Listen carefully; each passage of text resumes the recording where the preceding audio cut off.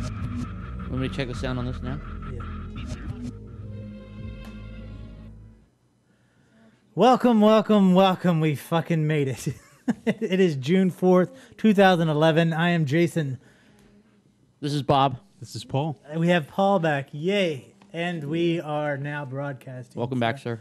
Everything's good. Everything's good. you. If you want to hit that real quick. So, yay. Everything's working. Sorry for the delay. New software update causes problems as always. So, what's new, Paul? Nothing. Nothing. Nothing. Nothing. Nothing at all. Exciting. Yeah. Really?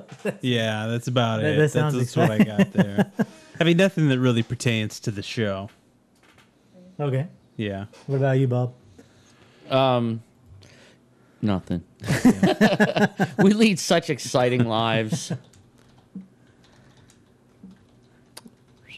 The most yeah. exciting thing that happened to me this week was we're going to talk about it later. Oh. What are we talking about later? X-Men First Class. It's good. So we can talk about it now. I'm happy about it. It was awesome. You saw it? Yeah, I did. I went to the midnight show Thursday. Yeah. Oh, it's out. Yep. I didn't Yeah, know 'cause It that. was great. Really? Yeah. I was really surprised. I was hoping it would be good. Yeah, of and course. then when it was, I was like, it was really good. And you know what? It's good not just from a fanboy perspective. Right. It's Because you're not that. No. no. No, God damn it. Well, the Friday earnings of X-Men First Class was $21 million in 3,641 locations. Yeah, it's gonna do huge. Yeah, they're expecting 60 million first opening weekend, Good. which is awesome. So, what'd you like about it? I don't know. It's kind of like It's like Muppet Babies. yeah. That was exactly it. Yeah. It was kind of like an X-Men movie and a James Bond movie all wrapped up in the same package. You know? Yeah, that's the one thing that looked interesting. Was because it was in the '60s. Yeah. So. Yeah, it was neat, and it hits all the right comic nerd highlights and does most everything right. I mean, there's certainly some nitpicky things that I could find wrong with it. I mean, it's not a perfect film. I thought some of the kid that plays Beast, he's great. And then when he changes into the blue furry beast, they use practical effects, and it doesn't work that well. Mm-hmm. Really? But other than that, he's great. And man, they have the whole story between Magneto and Charles Xavier about how they're friends, and you can understand why why they would be friends then, and why it all falls apart. And it was really cool, and you don't even have to be a comic nerd to like it. It's a good movie on its own right. That's awesome. I want to see it because the trailers and everything look really good. Yeah. Because the other ones, they looked fun, the other X-Men movies, but I never wanted to really just see it. I would wait for the DVD. I'm the exact opposite with this one. Well, the new one, this one looks... Oh, No, I don't. It didn't. I mean, I'll see it eventually. I might go see it sooner now that Bob says it's worth seeing. Yeah. But like normally when I like Wolverine, the Origins one, That was awful. Yeah. I like it. And when I saw That was horrible. and I like that. I mean, I like them all. I don't really like any superhero movie that much, except maybe Batman. Those are good. The rest are just kind of the same.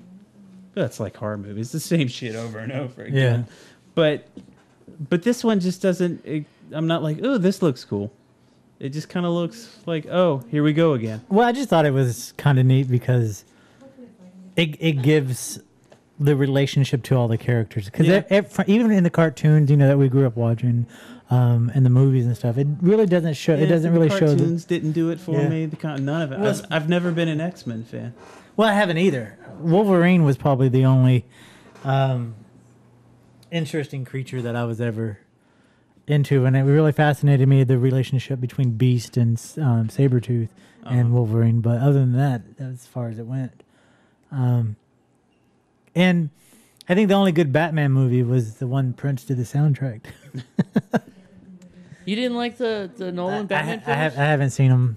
Really?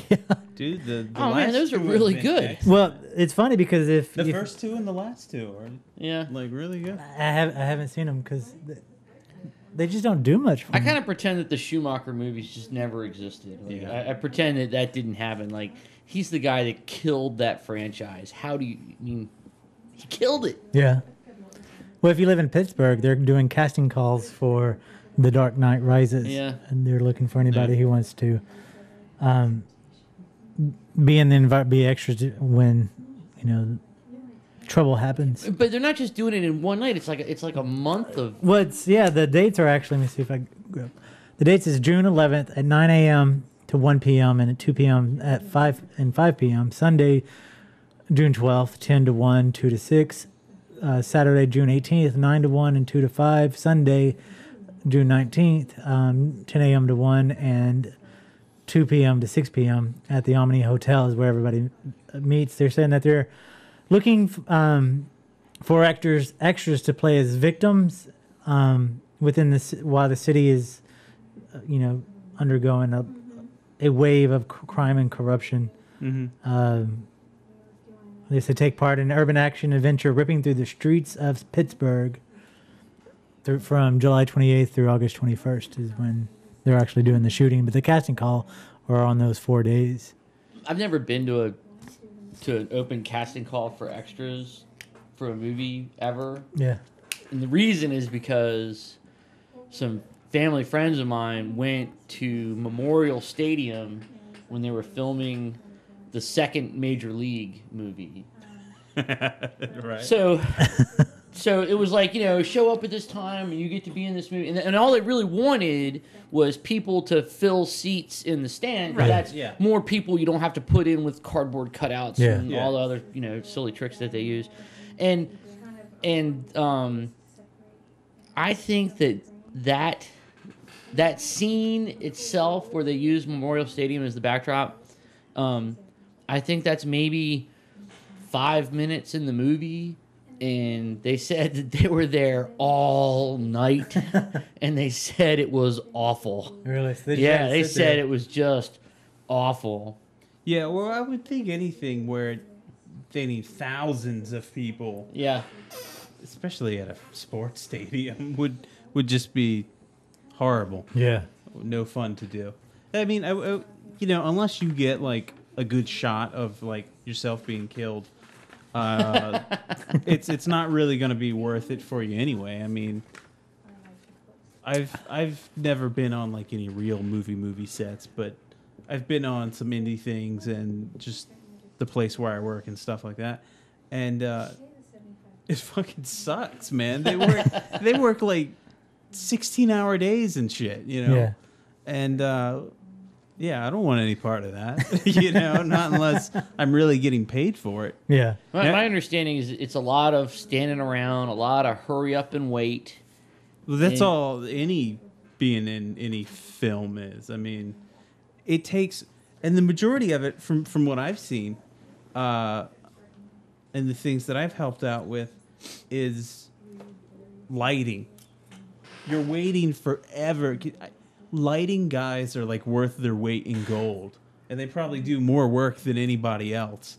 Because it's like, well, that shadow's not right, I mean, Yeah. and it takes forever to get this thing to look perfect, and then they run through like a thing, and it's over, and then they got to tear it down. They set all the lights up, and it's crazy. It is crazy. It's all lights. And you went Sounds into like it sound. sucks. And then later, they correct the lights and both Yeah. to make They it do it in look post. even more unlike real life. Yeah. That's Well- why we all depressed, because we all watch movies. And we're like, we can never. Yeah, nothing looks like that. What the fuck? Like, we just saw the second Hangover movie, and because it takes place in Bangkok during the day, it's like watching CSI. You watch like CSI Miami, or I don't know, whatever city it takes place in, or even watching Dexter because it takes place in Miami. At like noon, there's a fucking sunset. Everything's golden. Oh, yeah. Like in every show, it's like this. every like Claritin commercial looks amazing. And then you step outside and you're like, oh, this fucking sucks. It's fucking Does hot. not look anything like a Claritin commercial. Yeah, I noticed that. And even Dexter does before that. they peel the stuff off. Yeah. It's awful. I like that show. British TV looks real. Yeah. but nothing over here looks real. And I used to watch British TV and I'm like, this shit is so ugly. There's no way I can watch this. Is this shot with a video camera? This is too real life for me. I can't handle it. Right. Hey, I welcome hate back to to the show, see. 3D Movie Man. But yeah, I don't know. Maybe they're on to something. Maybe. Hold on, pop down real quick. I feel like I'm getting okay. It is crazy. But I don't know if you saw the video that I posted on Zombie Popcorn's Facebook page about the new Transformers movie. It was kind of a behind the scene type footage of where they actually, James Cameron and Michael Bay were watching a documentary about these human kite flyer thing, where they jump out of airplanes, jump off mountains, and they have these flight suits. It looked like a flying squirrel. Pretty much, yeah. Where they were so impressed with it, they wanted to put that in the movie, and they strapped a helmet onto one guy that was, a 3D camera, and they set up all these cameras in Chicago, and they jumped off the buildings and flew through the city, and they filmed all that. Oh, and with the that's cool. special effects behind it, it looks fucking awesome. And then they talk about, Michael Bay talks about just all the excitement and everything of trying to make it, when you're watching Transformers and any other movie that he's doing now, is you don't know what's going to be real and what's not. And you're just like, these people flying through the air, you watch the footage and you're like, no, that's CGI, that's not fake, that's green screen or whatever, but it's actually people fucking flying through the city. Oh, that's cool. And the footage looks amazing. Wow. And Speaking of that, there was an article on Yahoo with what's the guy, Shia LaBeouf? Is it Shia LaBeouf. LaBeouf? I can never. I don't know if I'm supposed to say Shia the F or LaBeouf. not. So he was talking about Megan Fox, and he was talking, and it was something to the effect of like, well, she just wasn't really comfortable in the Transformers role, but because it was so sexualized, and she felt really just like it was too much. what? Yeah. So then she went on to do Teeth? Jonah Hex. Oh, that's what it Yeah. was. Yeah. And Jennifer's Body. Yeah. Because those are not- Yeah, I was just like, are you serious? That's awesome. Crazy. Yeah. I don't know, but I think Transformers looks great. Yeah, Transformers 3 looks good. Yeah, and it's gonna be in 3D, There's a and it's little filmed in bump on 3D. too. It's real 3D. We're getting a real fucking 3D movie with Transformers. It's gonna be awesome With robots and 3D. with robots. Yeah. It's gonna be awesome. I'm definitely gonna go see it, but if it sucks, I'm never gonna watch another Michael Bay movie. What ever again. 3D Movie Man says he thinks people are gonna crap themselves when they see Transformers: Dark Side of the Moon or Dark. Why do I always say Dark? Because we grew up you're saying thinking Dark. Pink Yeah, Floyd, yeah. we grew up saying that, but Dark of the Moon. Yeah, I agree with 3D Movie Man. I think people are gonna shit because. You gotta watch the interviews with Michael Bay. Michael Bay is so obsessed with 3D right now. He's just loving it.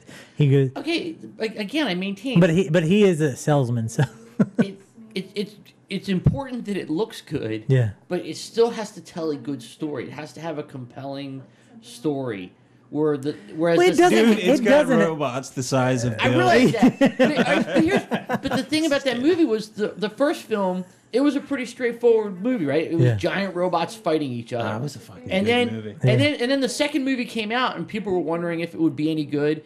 And my opinion at that time was like, how do you fuck that up? It's giant robots fighting each other. That's all you but got to he do. kinda did. And he did screw it up. You know But what, though? he I think gave it a was good- just he too much gave- he- crappy humor. No, but he gave a good. I mean, true or not, I don't know, but he did give a good reason why that movie sucked. Well, and you it's know about the because- writer strike Yeah, thing, and then they just did the special effects, and then they built the story around the okay, battles. Fine. I give Which it. is why I'll give it a pass. Yes, that's what I'm saying. Is I'll give it a chance.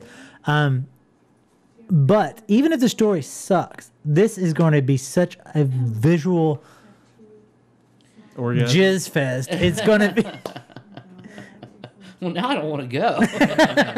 You're sitting in front of me. Like a blind man at an orgy. I was gonna have to feel my way around.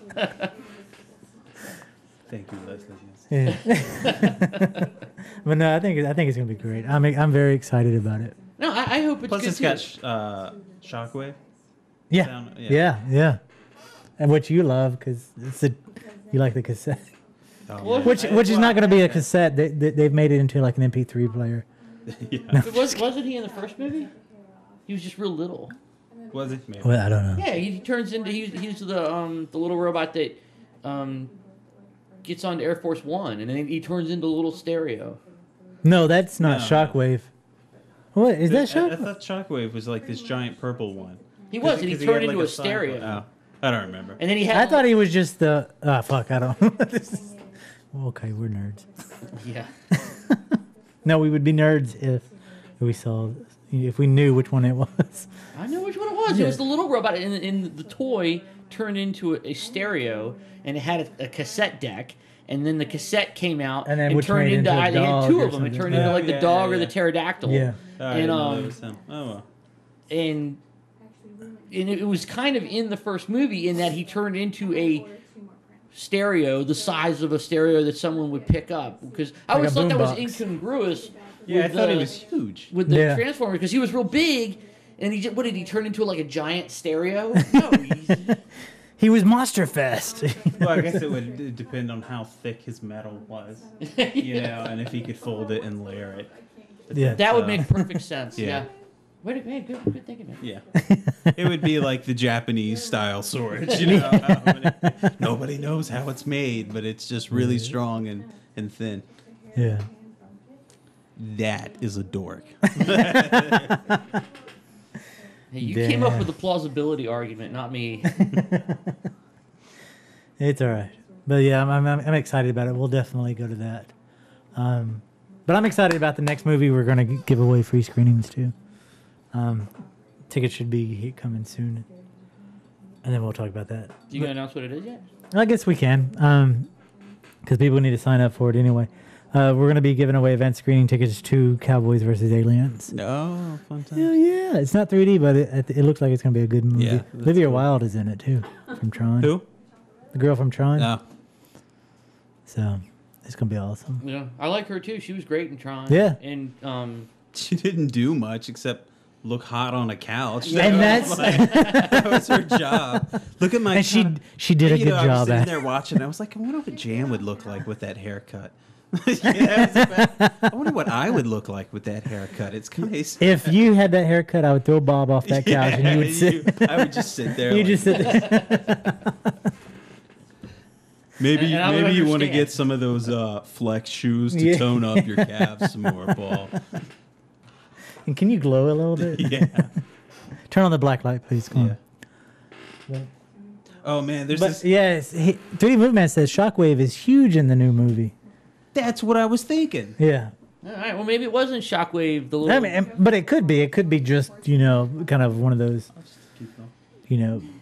stupid things that people do when they Yeah. make movies. But Well, and I remember what it was like. All right, so if we're gonna talk about Transformers Let's do it. again, there was a lot of like incongruous things in Transformers. Like I thought Shockwave was the guy that turned into the stereo. And remember, the biggest bad guy for the Decepticons was Megatron, Yeah. and he turned into a little gun that Starscream shot. that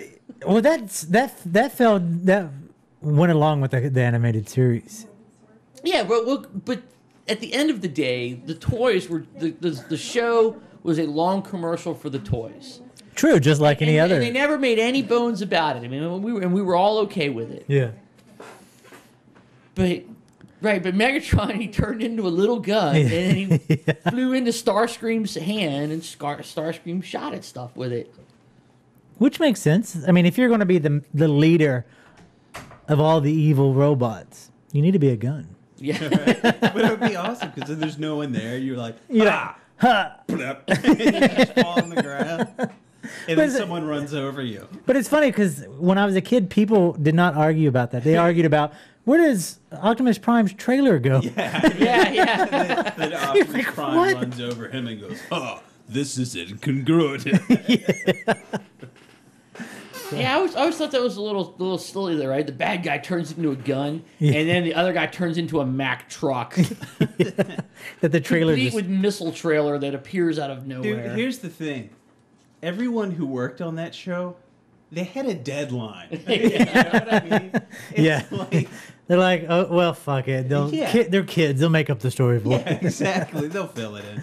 They never thought that it would be like multi-million-dollar movies that adults sit and talk about on a radio show. Yeah, this is a crap cartoon, you know. Yeah.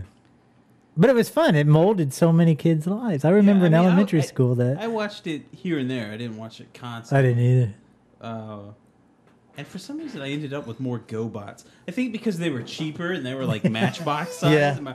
I want a Transformer. No, but you can have that really cheap one over there. Oh, okay. I'll show you. Let me grab something real quick. Y'all talk. This is what I grew up watching more than Transformers. Let me go grab it. But y'all have fun. That's why he just leaves us here. I know. Yeah. GoBots. Well, Paul. GoBots weren't as good. No. But I would still go for a GoBot movie. Yeah. But I bet you somebody's talking about it. Yeah. You know, like the Transformers there are was making all kinds of money. But like GoBots, one guy was a jet, the other one was a motorcycle. That's all I can remember about him. If there's a Michael Bay Transformers movie, then we gotta have like an Uwe Boll GoBots movie. Oh yeah. I watched Voltron. Maybe. Voltron, the pillow. It's kind of weird that you have that, but No, what's really weird is it's not mine. It's Miley's. In the pristine condition it's in. Miley broke this out, and I was like, "Oh my god, I love Voltron!" So this is my pillow now. That's funny. She has the original Star Wars pillowcase on hers. Yeah, I watched Voltron, and I asked for a Voltron, but I got like, a Voltron knockoff. All my toys were knockoffs as a kid. Yeah, But they were always weirder, the knockoff. they're fun. Yeah. Like, instead of having... Like, I had a couple He-Men, but mostly it was just the generic fantasy, action figure that they made. But it was really creepy things, like a guy with a tiger head, and it was just this weird head of a tiger on, like, a buff Ken doll or something. It was really odd. Oh, that is normally the way it works. Yeah. I'm trying to think of all the generic toys of real things that I had. So you were Five Lions Voltron, not the 20 cars. Because the cars came later. I don't even know what you're talking about, the cars. There was a second iteration of Voltron, like another version of Voltron, where they're more in space. Yeah. It's largely in space, and Voltron wasn't Five Lions. He was like 21 different pilots, and they all flew these little, like a little spaceship car thing they were all a little different, and they would all stack up into a different version of Voltron. And maybe I vaguely remember that. See, Voltron was basically the same thing too. Like they would all get together, and like every show ended the same way, where they would like stack up in a Voltron. He'd go ring, make a big sword, and then like cut the bad guy in half. The end. Yeah. But see, Voltron, I had a bunch of the Mexican generic toys, right? That were not Voltron, but they weren't tigers. They were like, some other deformed like cat or something. Jaguars. Yeah. They're all these South American animals. Yeah, I always liked the green tiger. That's all I remember. Yeah. Because it was kind of the nerdy guy with the glasses. I don't know. You're like, that looks like me. No, I didn't have glasses though. But the nerdy part. The nerdy part was still inside. It's crazy. All right. Well, I want to talk about another movie real quick that we grew up watching, is the movie Jaws. It's making its way to Blu-ray. They're going to do a Blu-ray release on it. And people were worried about it because in the past, Spielberg, like with E.T., removed all the guns from the DVD or from the Blu-ray, from the HD version of it. So people were pretty upset about it.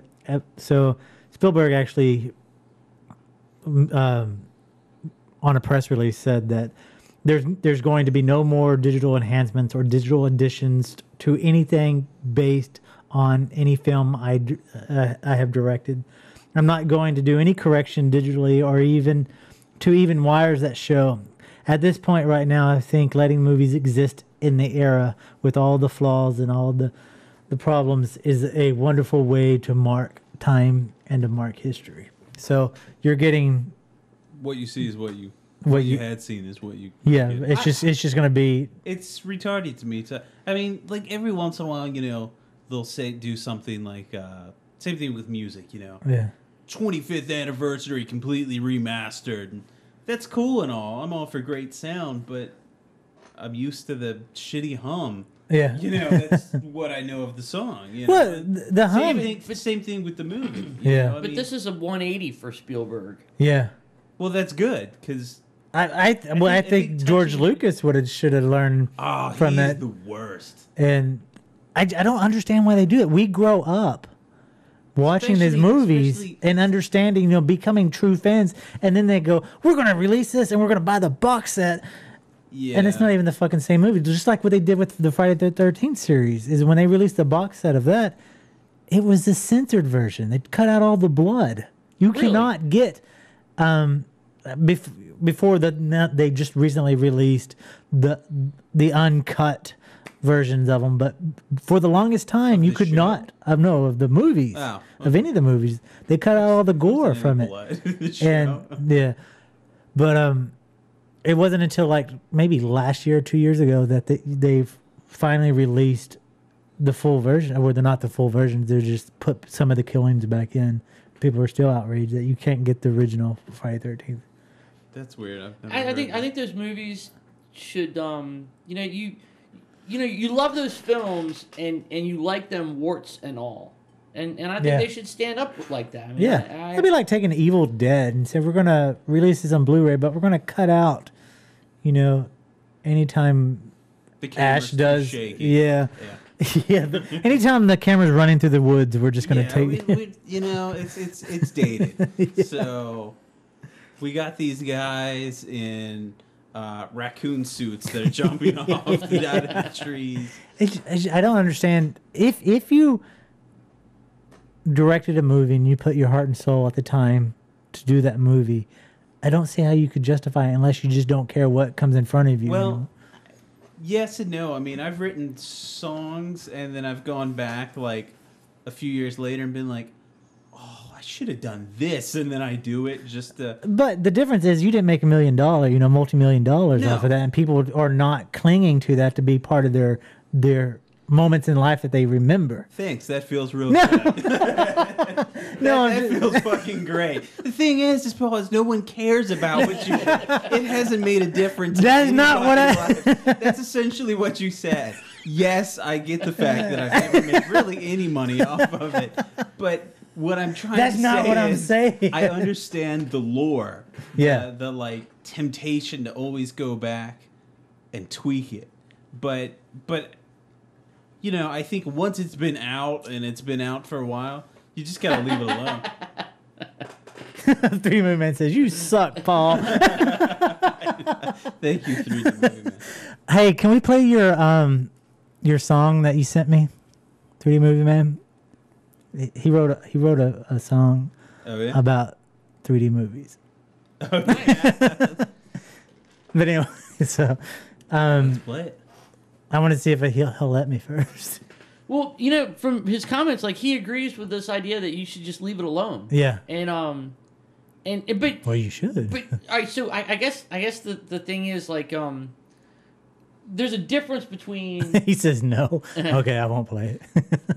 There's a difference between making an edit to like, oh my god, I wish we'd have fixed those wires. Like Ridley Scott did it with he made big changes to and reshot scenes for Blade Runner, the final cut. Like they reshot a scene, so and then they changed it so that like when the car is coming down, you can't see the wires. But essentially, those changes that he made were to his motivation was to I don't know, maybe make the film clearer, to fix mistakes or what he felt were mistakes. When Spielberg re-edited E.T., it was to take the guns out of the agent's hands because we can't have good guys can't have the guns now. We got to give them walkie-talkies and I don't know why Lucas changed all the shit he did in Star Wars. Like that was just I don't know. I'll tell you what that was. That was revisionist history, is what that was. That was pretty bad. Especially when the very end, Return of the Jedi, and all of a sudden. You see the 3 ghosts, right? And it's not the guy anymore. It's like, what happened to the pasty weird guy? Because they put Hayden Christensen in there. Yeah. So everyone else stays the same age, but apparently when Darth Vader dies, his spirit regresses to him as like a 20-year-old. When I saw that, It's retarded. I went and watched it, and when I saw that last scene in Jedi with the three, I was like, "You motherfucker! I can't believe you did that." That was the most glaring change in. Well, I didn't even know anything had been changed, and I'm just seeing it on TV one day, and I'm like, "What the hell is that?" Yeah. And did you see that and then they cut to a scene of Naboo with a gun on the top of the building? We so free, we so free. Yeah. I was like, oh no, yeah, you're killing it, it's killing me. I'm not censoring anything, 3D movie. I'm putting your chat up in the video so people can see it. For shame. He's like, you're being censored. Although even with Blade Runner, I think he should have just left the strings or wires in, because my answer would be, it was fucking 1982, people. You know. Well, I agree with you, but the motivation to fix a technical flaw is much different to re-edit your movie to change the message or to make it more to seem as though it's more appropriate. But I wish they would just leave it to begin with. But and I agree with Spielberg's point now. Let it stand, warts and all. Although it'll still hold up. The only time I think it's okay, because like with Blade Runner, that's not the only version you got. You buy that thing, you get like 27 films on it. Yeah, I know, right? So you can watch the one that you want, and then you can watch the one where the guy goes, "This is how I wanted it to be."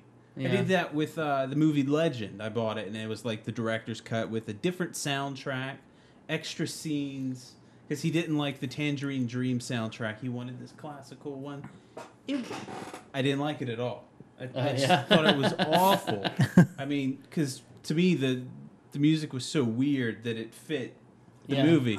And the extra scenes were pointless, and, you know, but this is what this guy is. I intended it to be like this, and the studio made me change it, so here it is. And I think for once the studio was right on that one. But, yeah, as long as you can get both versions, I don't have a problem with it. Right.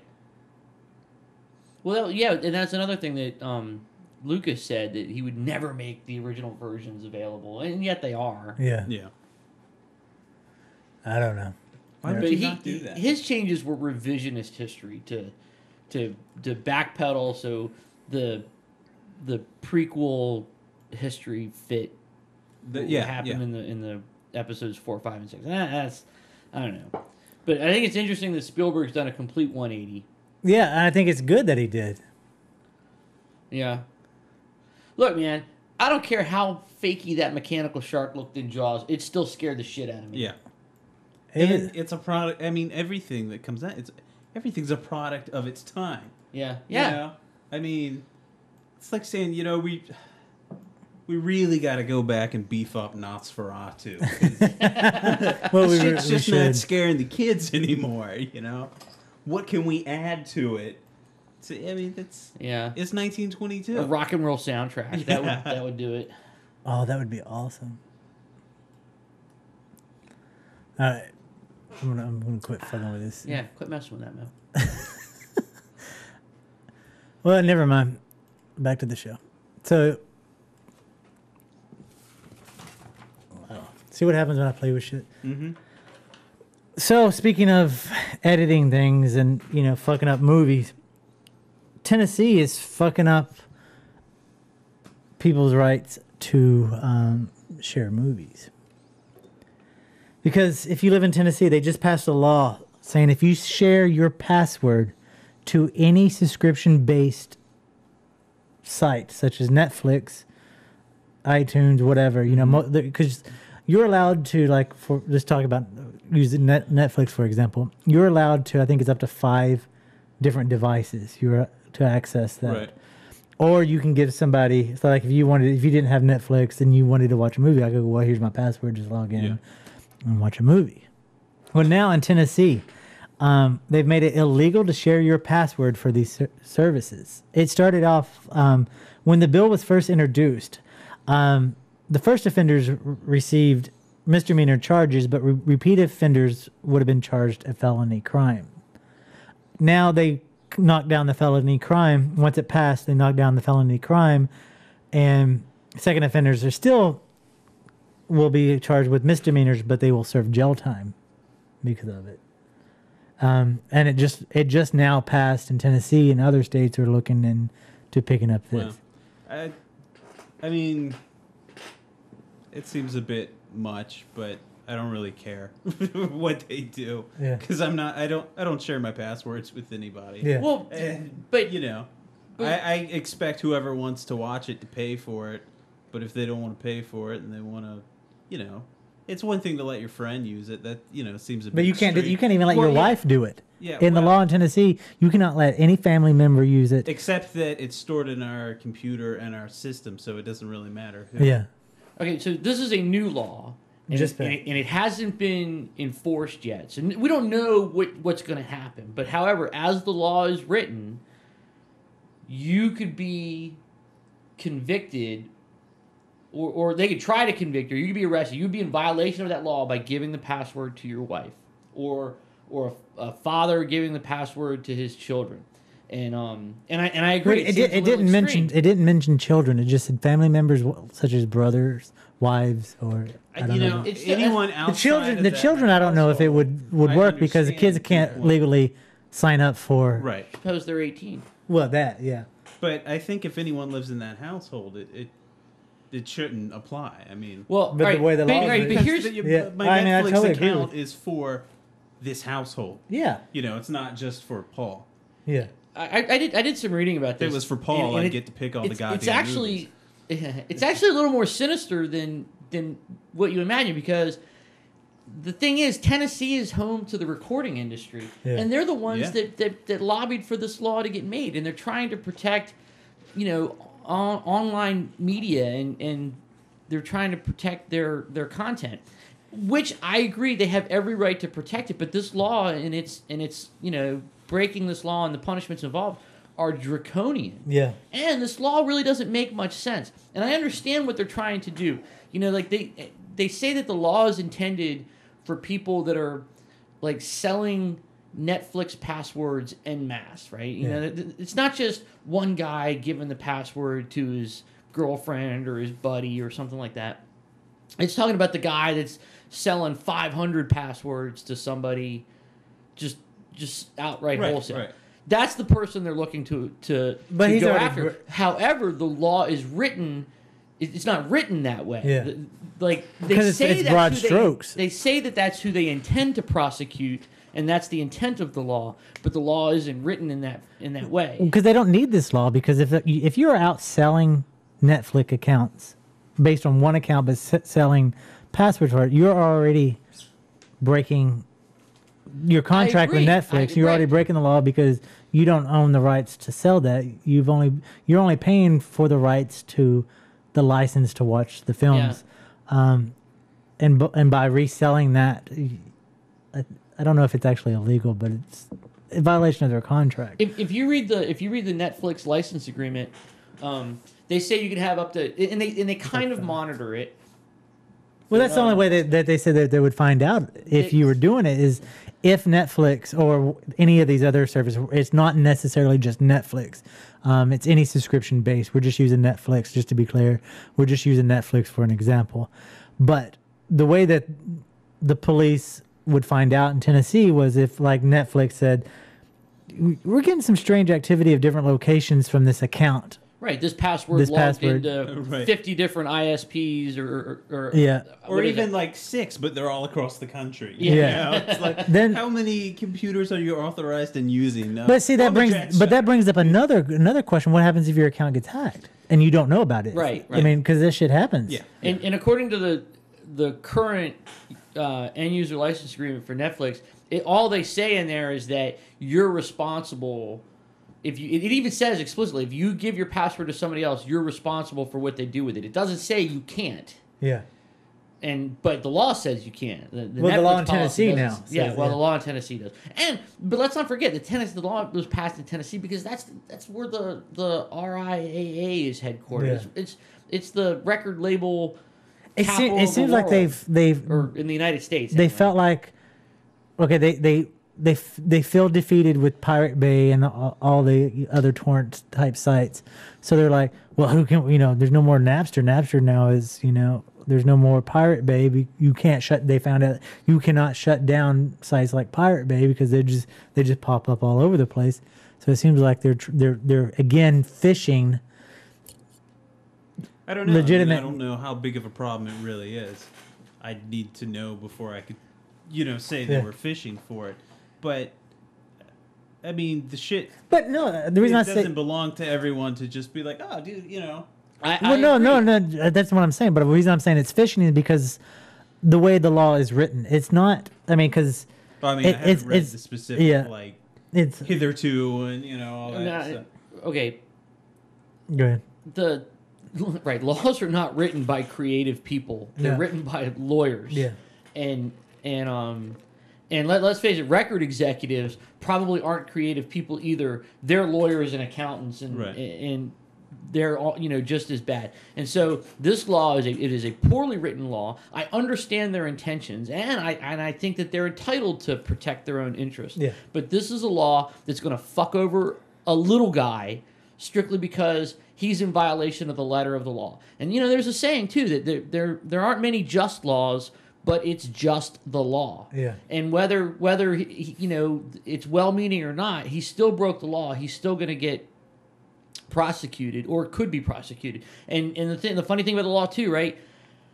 You would think common sense would prevail, but it doesn't always. No. And It's obviously, I mean, if not to get into a hardcore thing about like the Animal Enterprise Act. You think that would be trying to protect people who are breaking the law, but what it does is steps on law-abiding activists, and it steps on their toes and restricts free speech. And I feel that this is also going to have that same. Not with free speech, but it's going to cause problems. It is a poorly written law. Yeah. And we'll see. It may get changed. I mean, it was just signed into law recently. Yeah. And it hasn't been enforced yet that we know of. So there's a long way to go before you can. But just knowing the history of lawmakers and enforcers of those laws, it's never a pretty thing. No. No, well, they say what is it about something about sausages and the law? You don't want to see either being made. Yeah. Because in the quote from the law that I got, it says that your wife, your brother, your mother, your neighbor, anybody, you cannot give your password to. Right, as the law is written. Yeah. And to your mother, you're like, yeah. I was like, I really love that James Dean movie. Whatever your mom's into. And you're like, well, here, it's your fucking mom. She brought you to the world. You can give her a free movie. Yeah. Well, I know. I mean, because it's not like you're not paying for that subscription. You could watch 10 movies a day, and that 11th movie that your mom watches is not going to hurt Netflix. It's not going to hurt the industry. It's not going to hurt. I mean, because they still get the royalties. It depends on the number of people doing that. But it still doesn't hurt the industry if you're paying for it. It doesn't it doesn't to occasionally give something. But if everyone was constantly giving someone this, and you do it, and the numbers get larger and larger and larger, it starts to take a huge chunk. But no, because the way Netflix is set up is they are paid royalties every time a movie's watched.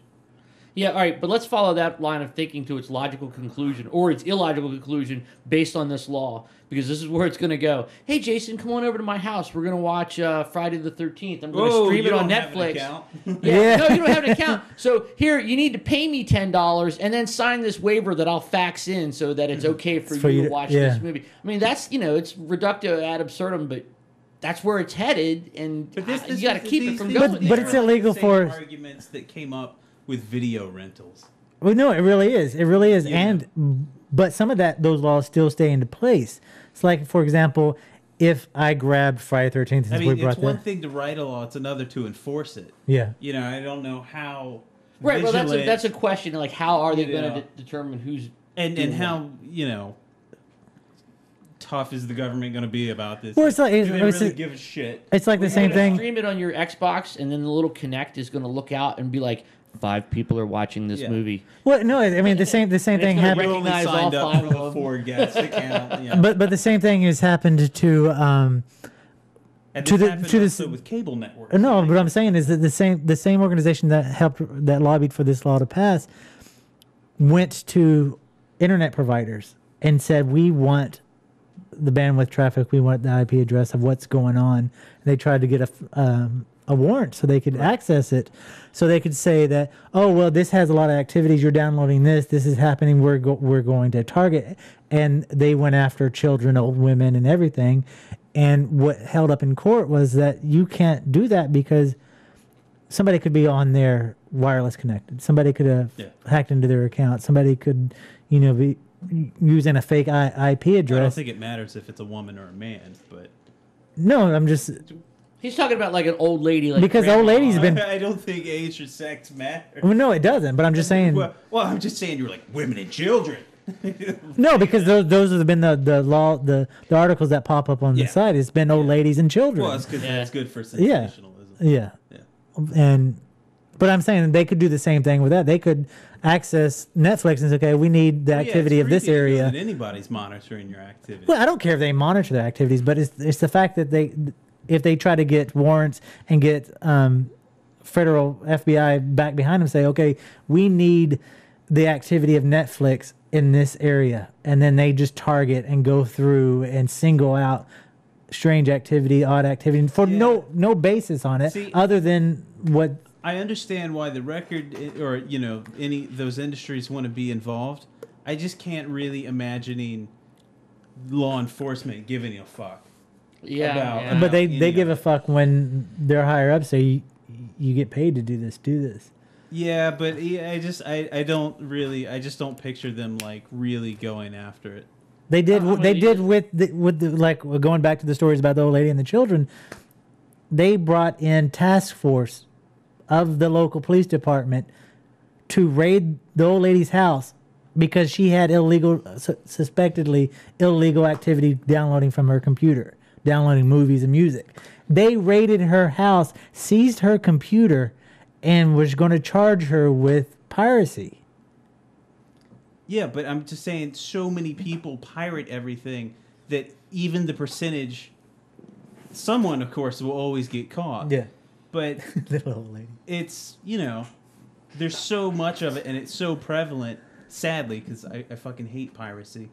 But that there's just no way they can enforce it, to the T. No, they can't. So it's still, even if you have a task force, And that's what I'm saying is that really tiny. Well, that's what I'm saying. Even in the tiny things, it seems like they only do it because they say, okay, we passed this law. If we want to continue to get funding, we need to show that we are actually doing something with it. So let's go raid. Let's petition. Let's get the federal government behind us. Let's get Netflix to say we need the activity of this region. And then when they look at it, they randomly pick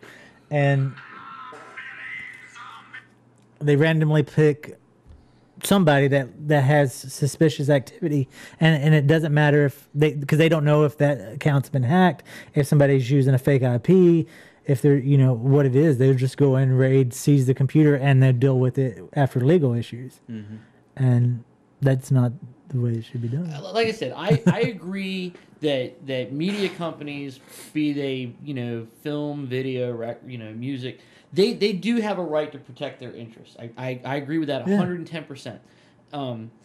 But the law as written is absolutely draconian, and the fact that one little old lady had her house raided by law enforcement is abhorrent. And the reason that's abhorrent is because if you can't make a law that takes away the freedoms of one person. You can't just go like, oh well, this is going to happen. One person's going to be jailed, or fined or prosecuted unnecessarily. You can't have that. You cannot have that. And that's Martin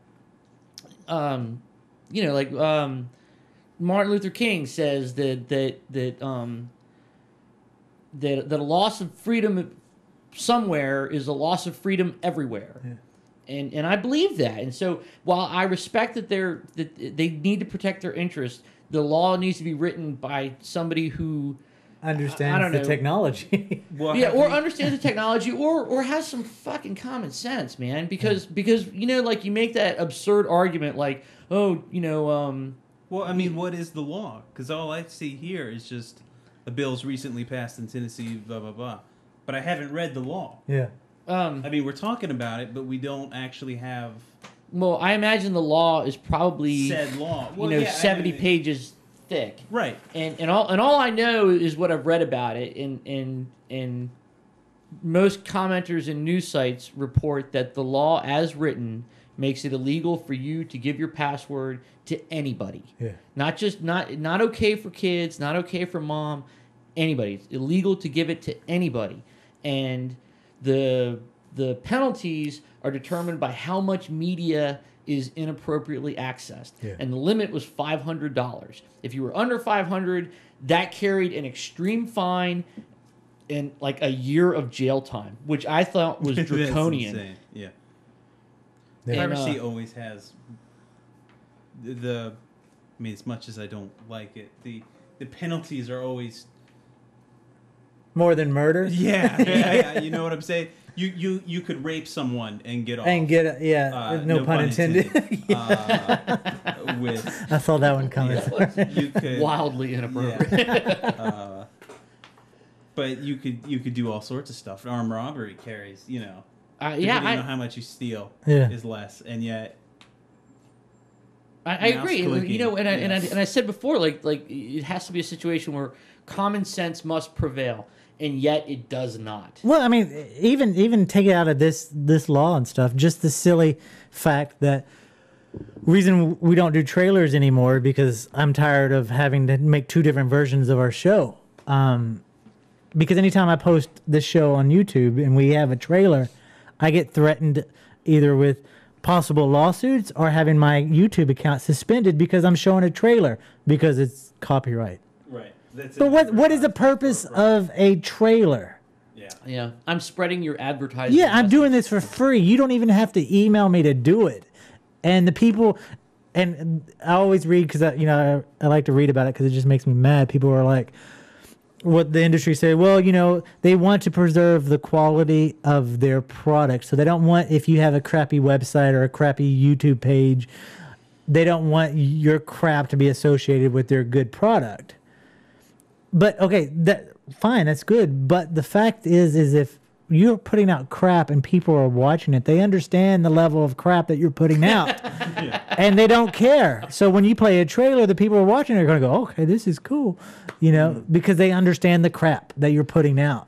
It's not like They don't want to somebody. be associated with your crappy I website. mean, but Who no, is this zombie 3D popcorn movement, guy you're anyway? wrong. Trailers used to be in public domain. They are no longer in public domain. You have to fight them. It's insane. You have to go to such extremes to play trailers, and it's insane. I hate it. That's why I don't do trailers anymore. I would love to. We're gonna start when we get the new system and everything going. We're gonna start doing trailers again, but it's crazy. So we've killed that topic. Let's move on to a happy subject. On May 31st, guess what happened? Having a clue? The re-release in Blu-ray of A Clockwork Orange. Awesome. I Are know. they gonna re-edit it and? It's a 40th anniversary There's edition. not going to be any rape in it. No. they're gonna take Yeah, that out. they're just gonna take all that Also, out. Wendy Carlos has already sued them, so there will be no switched on Bach plan. And the animal rights organizations have protested the milk bar, so it is now going to just be. It's just gonna be them the sitting on a couch. soy lounge, Right. and also, but there is going to be a tie-in with Revlon fake eyelashes, so we're really excited about that. So They're that's gonna have some product placement. However, there's the country of Ireland is suing over the use of derby hats. Yeah. So that. But the good thing is if you get the Blu-ray, inside of it is a coupon for eyelashes. So. Oh, nice. Not really. We're making that up. Don't believe that, people. They're going to go, I got the DVD. I didn't get. Yeah, right. But no, I'm excited. I love that movie. It's such a good movie. Yeah, it's pretty good. And I like that they're getting a Blu-ray hooked up to it. But I want to go back to comic books because Batman's getting an animated series called Year One. It's an animated feature coming out. It's going to go straight to home video in the fall. It's a PG-13 film. It's going to premiere this year in this July at Comic-Con. The premise of the film is young Bruce Wayne is just starting out, and it kind of goes into his early bonds with Lieutenant James Gordon, and it's pretty much James Gordon's story mixed in with Bruce Wayne. Have you guys read Year One? It's No. great. It's Is a it great wonderful? Frank Miller story. Yeah, Frank Miller is like the go-to guy for Batman stuff. Yeah. and it is a Gordon-centered story, and it's really good. And I'm kind of excited about it because DC Comics, while they're having problems getting their feature films made, like they can't get a Superman movie off the ground. And did you hear the Wonder Woman show? Nobody Got picked it sacked, up. yeah. Well, that looked awful. Yeah. Well, yeah, I know. It was David O'Kelly or something. He wrote or produced it? I knew it was going to have problems as soon as they kicked off the 3 costumes and everybody freaked out about it. So. Yeah, so that show didn't even. I mean, like They had the pilot. They but did it the didn't get pilot, picked up. and every major studio just shot it down. Yeah, and so the only feature film thing that DC has going is Batman, and then after this one, Nolan said he's done. Oh, really? Yeah. However, what DC is doing right is they have had a string of direct-to-video animated feature films, and they've all been pretty good. Yeah. Like, they had a Green Lantern one last year called First Flight, and it was like a Green Lantern story. And it wasn't an origin story; it was like a cosmic Green Lantern Corps type story. And it was like Training Day in space, man. It was really cool. I mean, it was like, you know, because Green Lanterns are supposed to be like interstellar policemen, and yeah, it was really, really good. And then they've had All-Star Superman. They did that, was really good. There's been several Batmans. They did what was another one that was really good? Public Enemies wasn't that good. Apocalypse was good. Trying to think. Oh, and they did a Justice League one, Final Frontier, which was a great comic, and it was really translated well to the animated feature. So DC has had a really long. They've been pretty successful with these direct-to-video animated feature films, and they're pretty good. So I think this is going to be excellent, man. It looks good, though. And it's a great story. It's like a gritty cop story, and it's all about, like, Gordon is the focus, and it's him sort of figuring out what he's going to do with this masked vigilante that started to run And around the town. artwork for the animated feature looks amazing. It's really good. Yeah. I like it. That should be excellent, man. I'm really excited about that. It's going to be PG-13, but the premiere is going to be released at Comic-Con in July. So, yeah, I'd definitely check it out. Who owns the rights to Ghost Rider? Ghost Marvel? Rider is a Marvel comic. Yeah, it's Marvel. Well, they're coming out with a new Ghost Rider film called The Spirits of Vengeance. It's going to be released in 2D and 3D. And guess who's going to return? Thank Guess. Thank God. Yes. Thank God. Good old Nick Cage. We haven't had a Nick Cage moment in a while. Have you guys watched Drive Angry? Not yet. Which is the newest Nick Cage No. on video? Yeah, but it's in 3D. I heard it's awful. Yeah. Well, the 3D was supposed We to were be so really good. excited to see it, I and know. then we heard awful things about it. Yeah. Did you like the first Ghost Rider movie? No. But this one here, I gotta say, first of all, it made me sad because the whole thing made me sad. The one thing I did like, the only thing I liked about it was the fact that he was so into the Carpenters before he would do his he was listening to the Carpenters and someone's talking and he's like, you're stepping on Karen Solo. And I was like, okay, that's funny. I like that. The rest of the movie, it went straight down. But I like the other Ghost Rider. I like that actor, the cowboy that. It was That's like- Sam Elliott, wasn't Yeah, it? he's like always the cowboy. Yeah, You know? yeah. I was sad that he was there, but you know. 3D Movie Man said he loved Drive Angry. He said it was awesome. Yeah, Really? he said it was great. Yeah. Other than him, I haven't heard a He good might be thing. like one of two people who like that movie. But going back to Ghost Rider, they're changing it up a bit. Well, that's by default. I mean, Ghost Rider was one of the worst. Yeah. Well, they're saying movies I've there's a ever quote seen.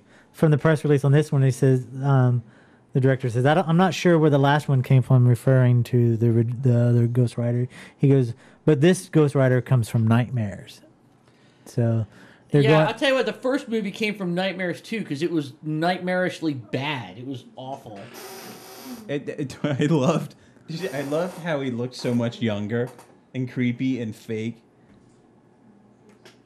Yeah. To me, he looked more creepy when he wasn't the flaming sad. skull in that Yeah. movie, because they had, smoothed everything out, and I don't know, man. the villains were bad. It was just, the whole thing was really bad. I didn't even really like the Ghost Rider comic. I didn't either. It was just really, it really didn't have anything. Because I tried to read it. I tried to like it, but it didn't have anything for me. It was just. I wonder if there's a Because I like the image.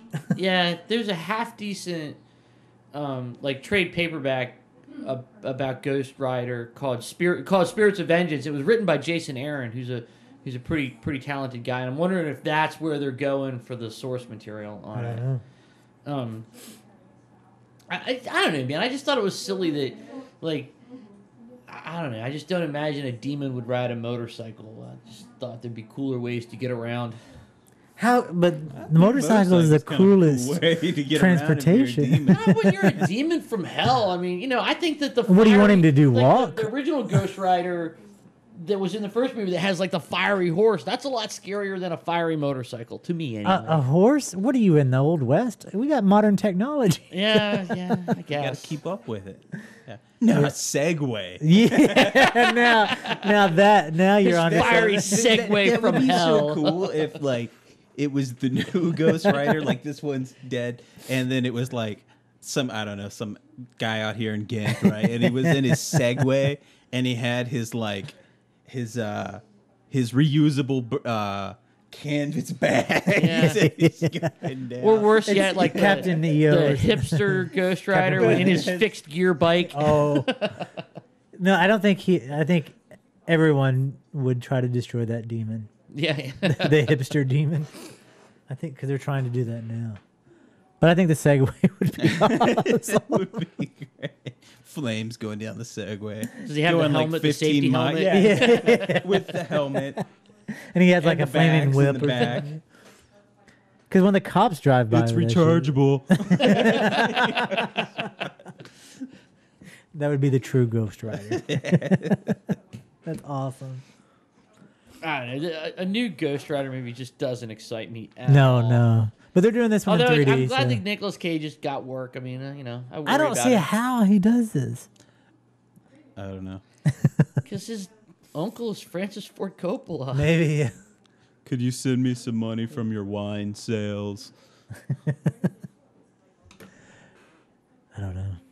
Nick Cage, you need to come on this show. We need to talk Yeah. to you. We need to talk to you. Oh, Nick. And bring your son's band. His son has a band. A metal band. Death metal, black metal. One Yeah. of 'em. Nicolas Cage has more than one kid, and one of them is in a death metal band. Yeah. That's kind of cool. But the music's not. Caleb, wasn't it? Or was that his name? Was that? Caleb? Was that the name? I forget. We haven't talked about this in a What's long that time. Superman name. Kal-El? That's it. Yeah. There's a death metal band named after Superman's no. Kryptonian name? No, I'm that's the name offended. of his son. Oh, he named his son Kal-El? Yeah. You're shitting me. No, he's like a huge Superman fan. Oh my god. Well, I can. Like he has like the original suit or did. I'm like, what kind of a jerk would like Superman? I don't even know. Don't look at his shirt, guys. No, I didn't know that. That's kind of neat. He's Kal-El Now Cage. he's endeared. Yeah. Well, I mean, all right. No, I just didn't understand. I didn't see the connection Right. between Kal-El and death metal. I was like, who would name a Wait. death metal band Kal-El? But Well, it is a very death metal sounding. that name. sounds awesome. Yeah. Although We're putting on our he gauntlets named his for the kid show. Kal-El. That's funny. And Oh my fuck yeah. god, people are freaks. No, it's Nick Cage. I mean, so Yeah. I don't know. But World War Z is making some headlines in the last couple of weeks. I'm so glad that that's happening. I read that it got killed, but Really? Yeah. But now it's starting I never production in finished the June book, of this man. month. Huh? The book, I bought the book a Yeah. long time ago, and it just didn't hold my interest. Yeah. It just, it seemed good, half of it, and then I was just like, I don't care. Yeah. So hopefully the movie will. I think And the book was huge. I mean, it was a number one, Yeah, the book. New York Times bestseller, but yeah, it just didn't do it for me. I love the book. Yeah. Yeah. And I thought it was fantastic, and I thought it was perfect for like short attention span too, because it's just like little episodes of the zombie war. Yeah. And each episode sort of stands on its own, and you don't have to. See, that's what I didn't like about it. I was like, I don't care. Yeah. Because it's kind of the same thing over and over. I'm Just just reading different the same area, shit over yeah. and over again. Well, the film is starting production this week, and Brad Pitt is still set to star as a UN researcher gathering stories of the Great Zombie War. Brad Pitt is also producing this, so this month it starts.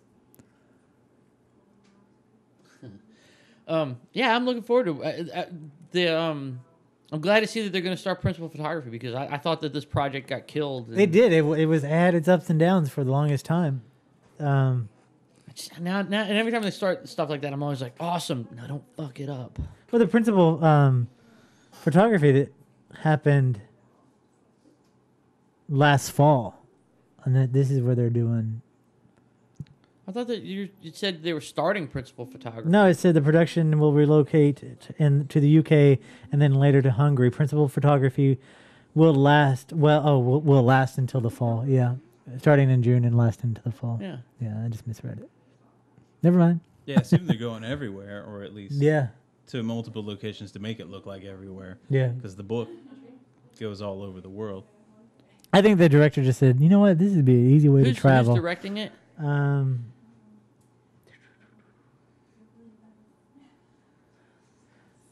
Mark Forrester. He did Quantum of Solace. Quantum of Solace. Yeah, Solace. Yeah, that was a decent movie. I haven't seen it. He I guess he knows what he's doing. What was that movie about? I haven't. Whatever. Quantum of Solace was the second James Bond movie with Daniel Craig. Oh yeah. It was a sequel to. No, I didn't see it. Then. Timothy Royale. Dalton will always be mine. Really? No, I haven't Although seen I think that was the first James Bond movie I saw in a theater. Really? Oh my gosh. Well, I mean, it's kind of hard to see like Live or Let Die in a theater, when you're not born.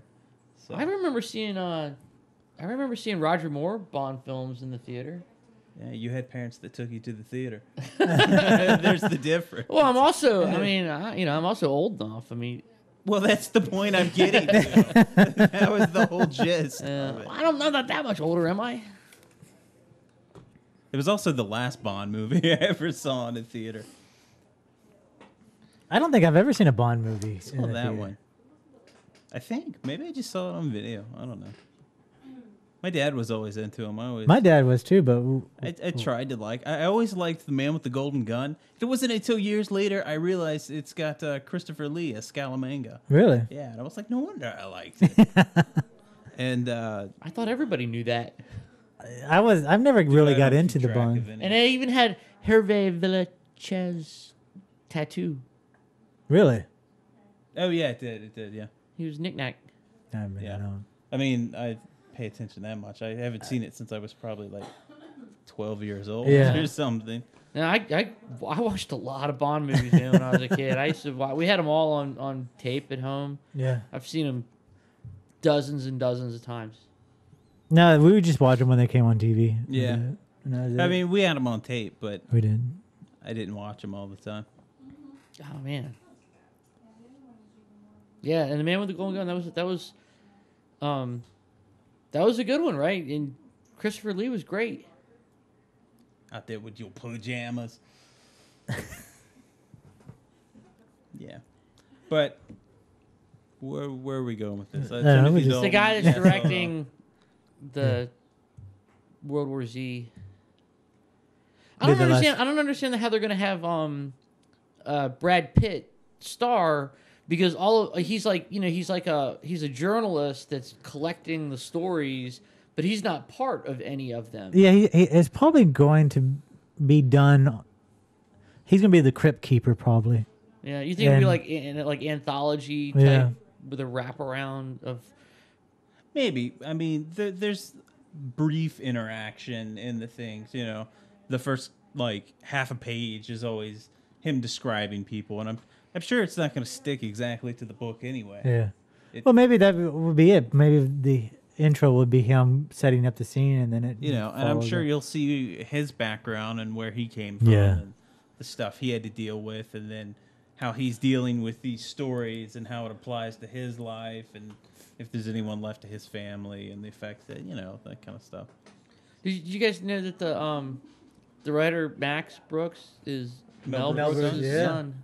I think that's why the book made such big headlines when it came out. Well, it was the second book.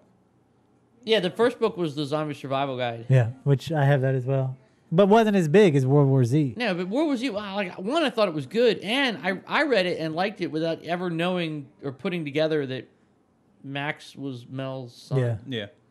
I mean, it doesn't really matter. I would want Mel Brooks to direct World War Z. Yeah, I know, right? That would be awesome. He did The Elephant Man. Did he? Yeah, or he was one of the producers. Most people don't. He didn't want to put his name on it because it would. Absolutely true. Yeah, he can direct. Yeah, and that's a beautiful movie. The picture is just the black and white. It is amazing. I don't know. Well, it was directed by Finch, but produced it. Yeah, but it doesn't hold a candle to Mask. Lynch. Yeah. Nobody got that. Man, that's a good movie. I like the movie. Yeah, that is a good movie. Anthony Hopkins is good at it. But I'm just saying, if he did World War Z, kind of like History of the World, right? Yeah. Well, what do you know? Well, Jews in space. Mel Brooks, he's done a lot of genre spoofs. Yeah. And he's never touched the zombie movies. He really hasn't. He hasn't done horror. He hasn't done. Well, he did Dracula, Dead and Loving It. He did that? Yeah. That was the Leslie Nielsen. Yeah, Leslie Nielsen was in that. And he did High Anxiety, which tackled the horror genre in general, right? Because it spoofs The Exorcist and Psycho. Whoa, wait a minute. What about Young Frankenstein? Is he involved in that? Oh, Yeah, that's him too. But that was that was a spoof of one movie. But that's definitely the horror genre. Yeah. Okay, that's incorrect. Yeah, I mean, but it's funny because I don't ever think of Young Frankenstein as. That is another man. The black and white in that. That is that's really a brilliant movie. Yeah, that's good. We should do a movie night on that. What knockers? At least it's not raining. We're gonna spend an hour that just quotes from that. The dad from that played Igor was the dad in Everybody Loves Raymond. Really? No. I'm sorry, not Igor. He was the That's Chris Frankenstein. Boyle. Yeah. No, Chris Boyle. Is it? I'm sorry, he was the Frankenstein. Yeah. Yeah. Right, he was the dad in Everybody Loves Raymond, but the Igor was Marty Feldman. Yeah.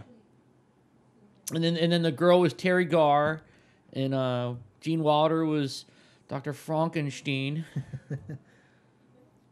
And who was Frau Blucher?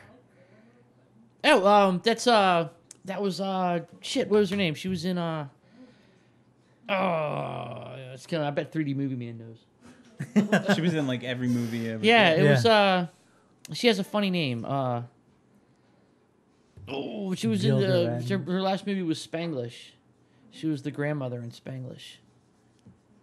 I didn't see that. I don't know. Damn it! Now I gotta look it up. 3D Movie Man to pull it.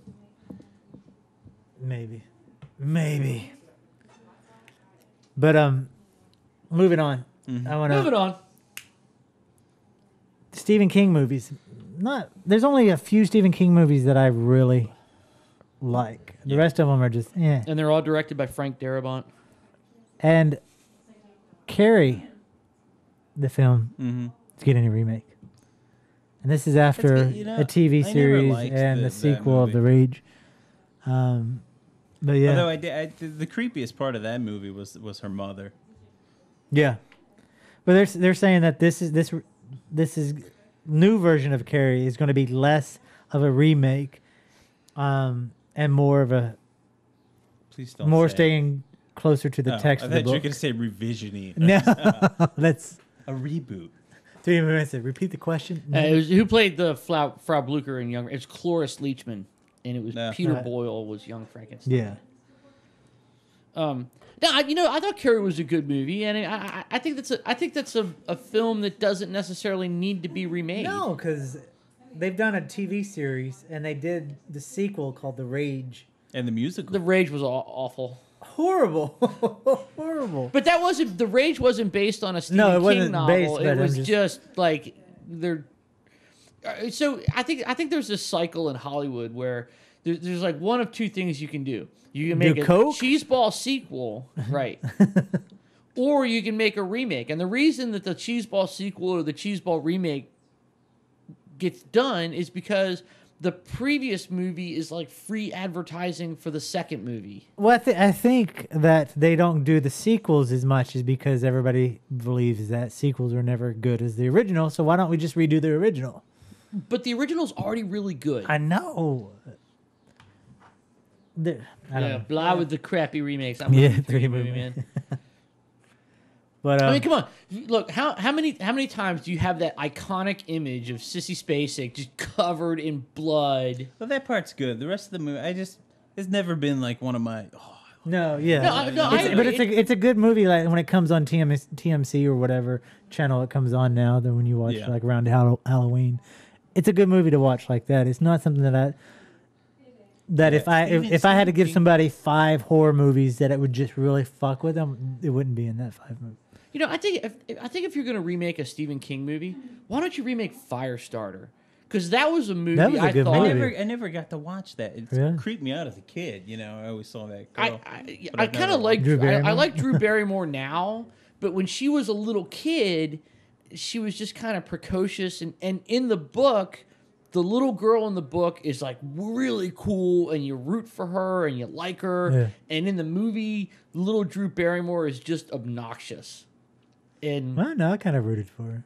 I thought that's a movie that could be remade and done better because that was and the whole thing about that movie, the first Firestarter movie, was that it rode on the fame of Drew Barrymore because she wasn't just Drew Barrymore, she was the little girl from E.T. at that time. Yeah. And the whole movie rode on her fame, and it doesn't work. Yeah. She's just wrong for it. But I like the story. I did like the movie Firestarter. Nah, I didn't care for it because I But liked I saw it when I was a little kid. I haven't seen it in my adult life, Yeah. but I remember I watched it. I forget that you I guys think are I just saw it- pups. What's that? I said I forget sometimes that you guys are just pups. Oh no, we're the same age, aren't we? How old are you?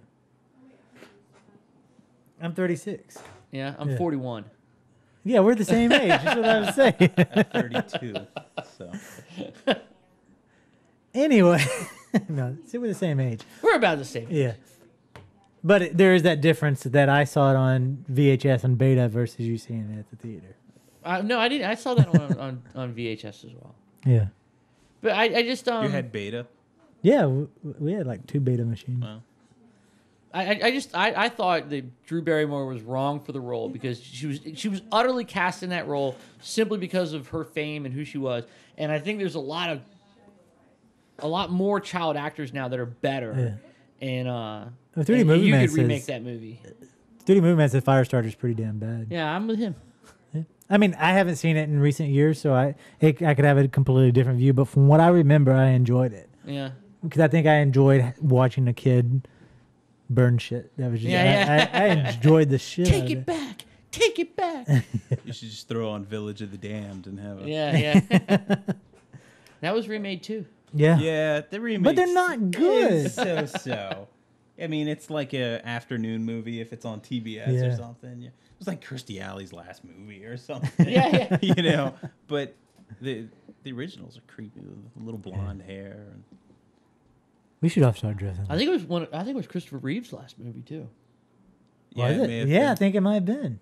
The remake of Children of the Damned. Yeah. Yeah. Which is thought that was it was not a an good alright movie though. But I still stand by my point, though. I think Carrie may not have been a perfect movie, but I don't think it was a bad movie. Yeah. And like, why remake a movie that already is really good? Let's if you're gonna remake something, let's remake something that I was crap. And I think Firestarter would be a good option for that. Yeah. I think they should remake Christine, but with that same guy from Ghost Rider. But this time it's a he's going to segue. have a Prius. No, there's a horror movie. I was going to bring it up tonight. I was going to do the trailer. Where can I plug in? It's an independent horror film about on the same line of Christine, but it's a hybrid. And so Did you see the horror movie Blood Car? no, wait. It's a cheeseball No, horror because film. there's it's also named The Car That Ate Paris. No, I think we're talking about something different. Because Blood Car is like a demonic car that this guy's driving around in, and rather than put gasoline in the tank, he puts human blood in the tank. It's really cheesy. That sounds awesome. Yeah, it does. Kind of sounds It like runs on human blood. Nice. Nice. Speaking of human blood, for 3D Rayman says, let's remake Ghoulies 2. Hey, because Ghoulies 1 was perfect. it was. That was a perfect movie. Was that a Stephen King thing, though? No. No. Okay, I was going to say, when the hell did you... He's just trying to kill our topic. No, but anyway. Yeah. Thanks, man. Thanks. Thanks, 3D movie man. Japan. Well, probably last year sometime, I wrote a post on zombiepopcorn.com about the horror film that they were creating called Rabbit Horror 3D. Mm-hmm. Well, today, the company who's putting it together has released their website, and their website is rabbit-3d.com, and it's pretty fucking awesome because the premise of the story is kind of inspired of kind of an Alice in Wonderland. And it's about this kid who's sent to an alternate world after receiving a stuffed rabbit, and the sister of the brother has to go in and rescue him. And while that happens, secrets are revealed, and that's all pretty much. But their website's pretty awesome because it's an all white page, and when you click on it, this stuffed bunny rabbit falls from the top of the page to the bottom. When it hits, blood goes everywhere, and it's fucking awesome. Nice. But I'm really excited about it. It's gonna be a 3D movie, so I can't wait for it to come out. Cool. So go check that out. 3D movie said there was a TV movie called The Car that was really good. I don't remember that. I've never heard of it. I don't think I've seen that either. Yeah. Marvel's Was The it like Avengers. The Spectre? I don't know. Because I think Charlie Sheen's first movie was like a TV movie called The Spectre, where he's driving around in like this ghost car, which was a Mitsubishi 3000 prototype. And then that sparred Stephen King's. It was after Christine. The truck movie. Oh, Maximum Overdrive. Maximum Overdrive. Yeah. Honey, this machine just called me an asshole.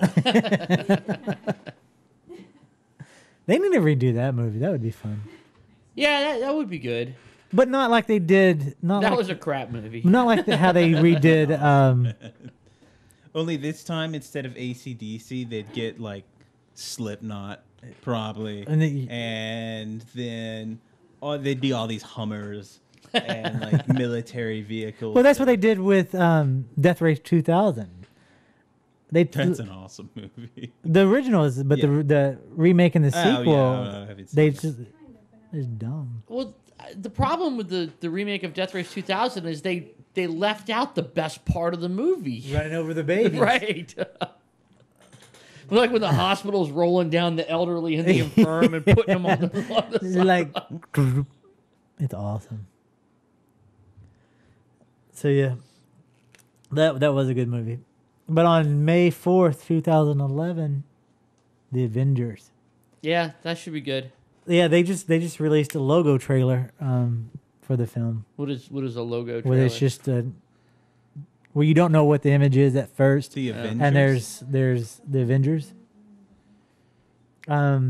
Thor. It's the movie that Marvel's been building up to Yeah, for it's like 5 the years. Hulk. Oh, okay, I was thinking, wasn't there already a movie called The Avengers? That with, was the show. Yeah. Yeah, with Sean Connery, Ray Fiennes. Yeah. Oh, yeah. Yeah, awful. Horrible. Yeah. You know, like Ray Fiennes, but Sean Connery. Yes. He was in the Yeah, that giant just got teddy bear weird. suit. Yeah. But that was The Avengers, right? Yeah. Yeah. But this is Marvel's The Avenger. This is all the comic book movies that have been Yeah. coming out over the last years finally merging into one. Into one thing. But yeah, the trailer is a black screen with kind of light glowing behind something, and it's spinning, and the camera's slowly panning out, and there's a voiceover kind of giving the premise of what it is, and then also and it's the Avengers, and it goes into the text and the font. So Yeah. Way to sell it without actually showing us anything. yeah, I painted that picture good. Yeah. Not really, but it's out there, so you can check it out. A Republican candidate for New Jersey is running for state senate, and he's also a producer of many movies. He's produced these are like conservative theme movies, Right. And he's produced movies called Kinky Killers, Rules for Men, which the cover of the album, the video is a woman with huge breast in a bikini, and Eye Murders. Oh, he's come out with a new film that's launching that's making the festival runs called The Life Zone, and this is a pro-life horror film. Oh, well. And the premise is a group of young women who are kidnapped from an abortion clinic and held against their will by a man and a doctor, because he doesn't want them to commit murder. So they make them have their babies whether they want it or not, and the doctor says that they're going to have all these babies at the same time. And that's the premise. It's like Human Centipede, but with babies. And without killing and with a egg message. timer. Yeah. With an egg timer. With an egg timer. These guys, they suck. Well, I mean, you need to synchronize somehow. Yeah. Ding, baby. Is it like produced by Kirk Cameron and his little No, like, he's his little like he's producing family it. approved little stamp that they put on there that the religious Bi- right puts on those films. Bible man. Yeah. Apparently, this guy, he does a little bit of everything. He writes all these books. He has all these. Some of his movies have won Academy Awards or been nominated for Academy Awards, and he writes all these books that make bestseller lists and stuff. So he has all this money now. He's a conservative running for state senate, but he makes all these kind of weird conservative. Well, yeah, but I mean, I understand the point of the doctor and the guy kidnapping the women so they won't murder, his name? but it's kind of creepy on a whole nother level because they're almost the villain as well. Yeah. So there's no real like side that wins on this. Well, one. that's why you would have to see it, because you're like, unless at the end they probably thank them. they're like, and thank they you, realize the and error. Jesus loves you too. Oh my gosh, these guys. I don't know. It's bizarre, but I'm gonna see it just because It's bizarre. it's just the fact that it's a pro-life horror film. You can't have a pro-life in any horror film. I mean, the premise of a horror film is non-life. The kid. Well, yeah, but the other premise is to survive. So in a way, Well, you're saying the final girl is the pro-life message. yeah. I mean, I guess, but so you're looking at that guy. Yeah. While he's looking at that guy, I want to do a little promo. Now in the Zombie Popcorn store, you can get the Zombie Popcorn envelope with blood splatter and awe. It's pretty awesome. Go check it out. store.zombie-popcorn.com. Ken Delvecchio doesn't have a.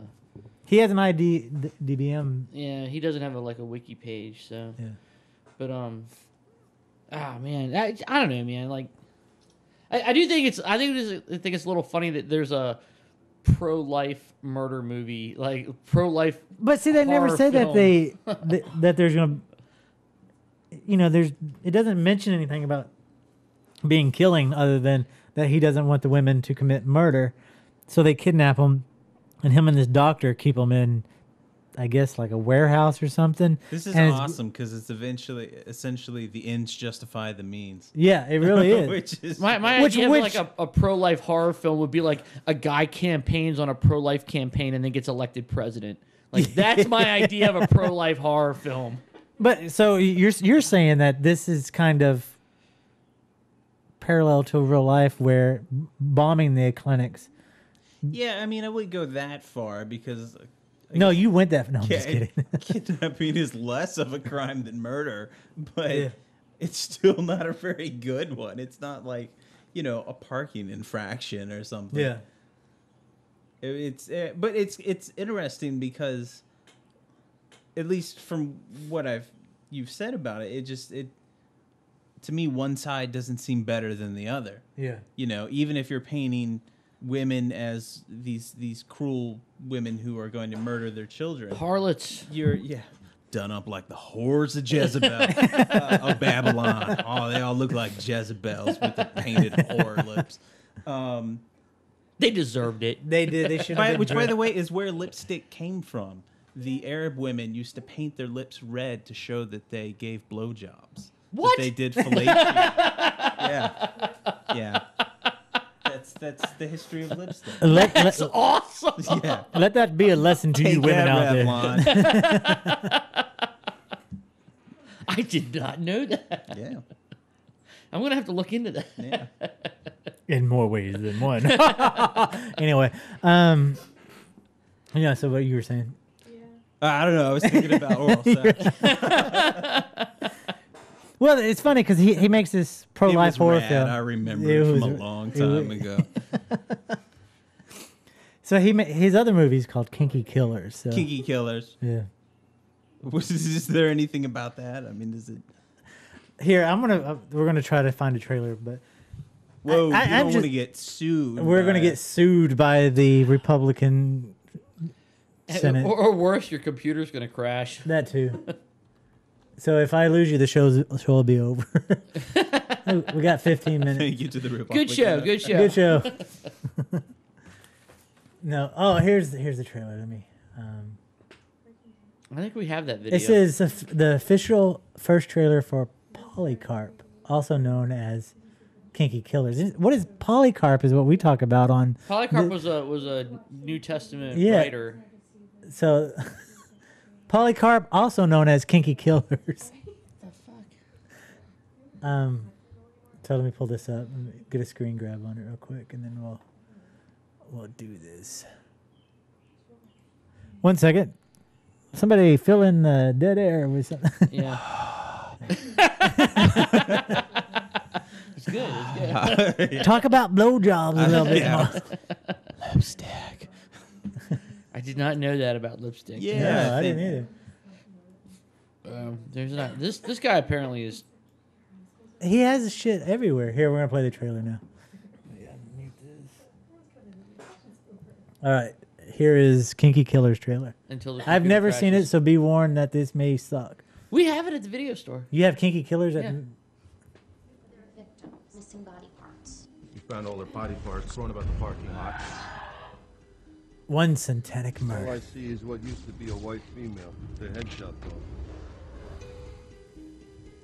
This is bullshit. I didn't do anything. Well, if you didn't do it, who did do Look, it? all I can tell you is she was seeing some shrink for a few months. I mean, that's I can hear. Hallie Thurman? That's all right. What are you telling me? I'm telling you she's dead. Suicide? She's got this boyfriend named Dean. He works for her. She has her do things for her patients, like special treatment. You know Next what that special means, treatment. Yeah, Dean? you gotta hate me. Psychopath. They kidnapped me and left me naked under a bridge. You wait for that trick to get some real balls. Don't kill any more bitches in New Jersey. One woman was decapitated. Another, his arm was cut off. And the third, her leg was cut off. As a collector. Do you think I killed Hallie? To the cops, you're a suspect. Shut your mouth. She's been having sex with Dean. I know. I let him. Jill, don't touch me right now, please. Jill. Yo, I said don't touch me right now! Victim number 4. What do you want me to do? I want your continued help. Oh, It looks like they're sharing a lot more than just business referrals. We're closed. Now you're open. He's the one that's been murdering all these people. Play other games with me. that's not what you meant. Kill her. You better worry about who she's gonna kill, you idiot. Saw in heaven another great and marvelous sign. He said they will turn your hearts to their gods. God's wrath is completed. Don't you think God knows what's going on inside your mind? Stop the power of this! Polycarp? Never even heard that word. What's it mean?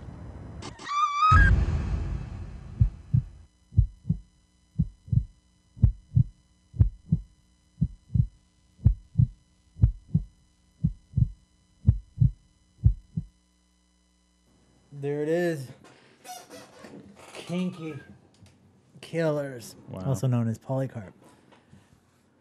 Not as exciting Why as is Satanist always the one murdering people? because this is, I mean, if you've ever met a Satanist, and we have. yeah, they kind of just stay in their house, you know?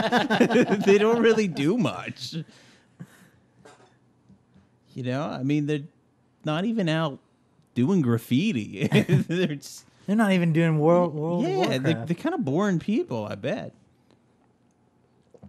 Now you're gonna get all this I hate know. mail from Satanists. All these left-handed path people are going to send me stuff. Yeah, I'm defending them. I'm saying. You're just saying that. Yeah. I don't know. They're what you're decent saying folk. anymore. I don't know.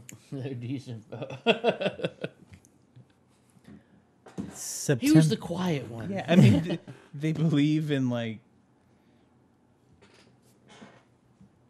this guy that isn't... I mean, they're not that different than Christian people, really. Or they're you just know? like Christian people because they have to believe in what Christian people believe. Yeah, you know, so... Too. But, anyway. Yeah, Polycarp. Awesome.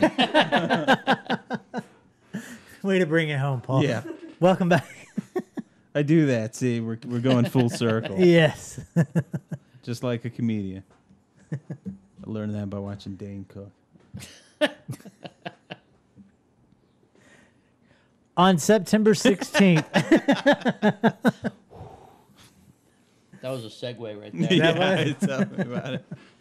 We don't do segues here anymore. We don't. We just whatever. Jumping right. Fuck moving it. right You're along. not still listening. What? Hey, did you talk about Haunted Collector? What is it? Oh yeah, I watched the first episode, or I think it's the first episode of Haunted Collector on Sci-Fi with John Zaffis. Oh guy yeah, who- yeah. And I gotta say, normally, I mean, we've talked about this before, how we love haunted things Yeah. and all this. But usually you watch these shows and I'm like, this is the biggest load of shit I've ever seen in my life. And it's like, oh, something moved, you know. Especially the guys like that comb their hair forward from taps or whatever. The ghosts, you know, the buff guys. Yeah. They're like really douchey with the like the tribal prints on their shirt, and they're like, and all of their technical, like high tech equipment, which is a Radio sound shit, recorder yeah. and a digital camera. Don't get me started on the EVPs because that drives me nuts. We had a whole show about But, it.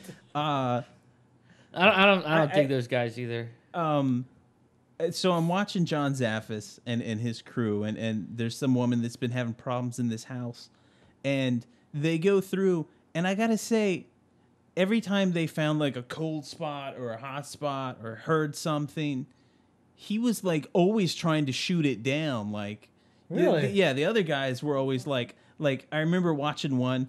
This is the best. Is it called Ghost Hunters or Ghost Hunters? I hate this fucking show. I hate these guys. Right? No, because here's why. These guys are going into a factory that used to produce bullets. And this is why it's going to be haunted. This place made things that killed people, dude. Like, if you got fucking shot on the other side of the world, your spirit's going to get up and go, what kind of gun was that? Oh, I could go to that factory. Wait. I'm going to go to the place where they made the motherfucking bullets in Pittsburgh. That's you it. know, so you're going to go there and haunt it. It's stupid. That makes perfect sense. Yeah, unless there was like some giant tragedy where like a fireworks truck drove in and a Texaco gas truck hit at the same time and all the bullets went off and killed the entire crew.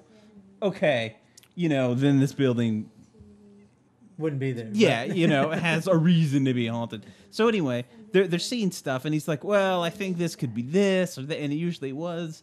But so they're looking at it, and they're doing the readings, and they find this cold spot on the floor, and they're like, "I don't know why it would be here. This doesn't make sense. So let's crawl under the house."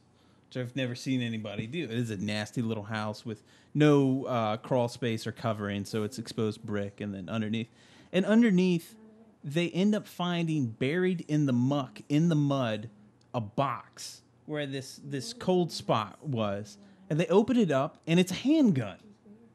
And no one knows how it got there. They didn't try and say it's a murder weapon. They said it could have been. It could have floated through with all the hurricanes and flooding. You have it. Who knows how it got there? And so this is the object he takes away and keeps in his museum. But there was none of this like, all the hype bullshit. Yeah, there was actually thought put in. I was like, thank God, because we interviewed this guy and we really liked him. Oh, really? Yeah. We've got a really good interview in the archives with him, like half an hour. They call him the Godfather of Demonology, and he kind of jokes about the term. And he was really nice. And we went to in the Cavalier Hotel in Virginia Beach was the like East Coast Paranormal convention. So we went and we're like, hey, can we talk to you? Because his aunt and uncle are Ed and Lorraine Warren. Oh my God! We'll refresh the listeners. Yeah. So. And say what you want about them, but he was like not Ed Lorraine. Yeah. So, but he's like really down to earth. We'll refresh the listeners in case they don't know. They were the ones that worked on the Amityville case. It's their most famous one. Yeah. And John Zaffis, if you saw A Haunting in Connecticut, he's the one. He's the ghost hunter guy. In the movie, or no? He's the guy that's The actor is portraying him. Oh, okay. The Casey Jones actor. Okay, all right. He even jokes about that. He even jokes about that in the interview. He was like, with "Yeah, I didn't have cancer. I didn't, all the different stuff they changed, and how it would be cool if there were like all these bodies in the walls and shit." Yeah. But I mean, I didn't. It was not nearly as sensationalized as all the other stuff. Which is good because that's the first one I've seen. So I was really, and I'm very happy to hear that because history lesson. Yeah. Like the second one was in this old library, and they think it may have been this typewriter. There's never any like concrete proof, and it's like, well, I can take it if you want, but you're learning about this old typewriter, and that's pretty the woman that lived there. there. That's the way he was in the interview. We were talking about his museum and stuff about like the dolls and stuff, and it's fascinating stuff about the history of just this stuff he collects. And he's opened an entire museum of it now. Of just items he's collected with weird stories over the years. Oh my God. It's pretty awesome. And I mean, the interview was so awesome, and he's so cool that 2 weeks, maybe even more, we were going back and forth saying, we need to do demonology. We need to. We were looking into courses and everything. We don't really believe it. I don't care. It's awesome. Sounds like a good time. I want to get to know God through demons. I want to go the other way. I want to go the full route. So, definitely if you're still listening, you probably aren't. Anyway. I have to check that out. I have to see what that guy has to say. Because well, Ed and Lorraine Warren have a speckled past. Oh, my God. They're... Yeah, use one might say charlatans. Yeah, I'm not gonna. I don't want to say it, but fakers. Yeah, but liar, pants on fire. But from what I can tell, he doesn't really claim anything. It's just kind of like, all right, let's see what's going on. I mean, obviously he believes in hauntings and spirits and things latching on. I think he's just trying to bring integrity back to it. But it's definitely.